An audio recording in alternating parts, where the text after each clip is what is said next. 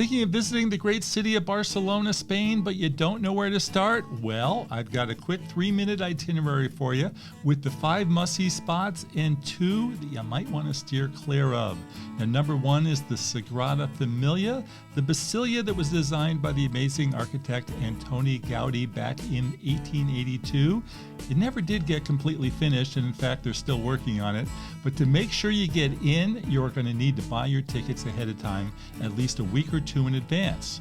Make sure to spring also for the elevator ride to the top where you can get a killer view of the city. Now, yeah, the place is jammed, but it's worth the visit. Coming to Barcelona and not visiting would be like going to Venice and not seeing the canals. This is a must-see.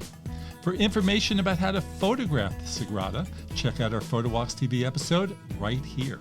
The other top image you will find in your searches is Park Guell. This is a sprawling public park, again, designed by Gaudí, and you will also be charged admission to enter. But do plan ahead so you can get in at the opening time, which is around 9 a.m., when the crowds will be considerably lighter. Finally, one more Gaudí masterpiece for you, and it's called Casa Batllo. This is a multi-story home designed by the master.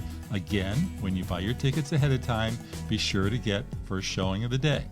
After you're done, take a fun walk down Villa de Gracia, which is basically the Beverly Hills of Barcelona. It is filled with high-end shops. Stop into the Lego store and check out the really impressive replica of the Sagrada.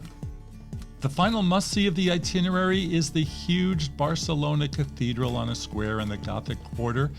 They will also charge you to get in, but you really don't have to go. You don't have to do it. The place is so big and impressive, you can just enjoy it and get photos from the outside, which of course is more interesting than inside, right?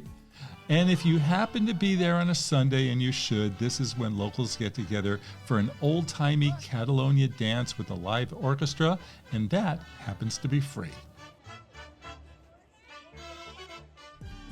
Now that you've gotten the hits out of the way, spend the rest of the time exploring the best of Barcelona, which is walking down quiet side streets and looking up at the Free Museum, the local architecture.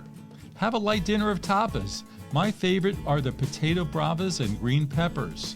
Now, what to skip?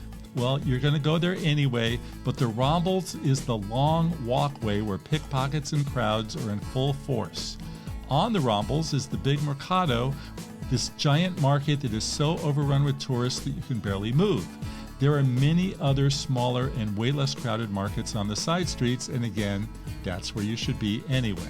Now, bonus tip, don't forget that the waterfront in Barcelona is beautiful and should not be missed. So again, for more info on what to do and photograph in Barcelona, it's right there. Watch our PhotowalkS episode. I'm Jefferson Graham.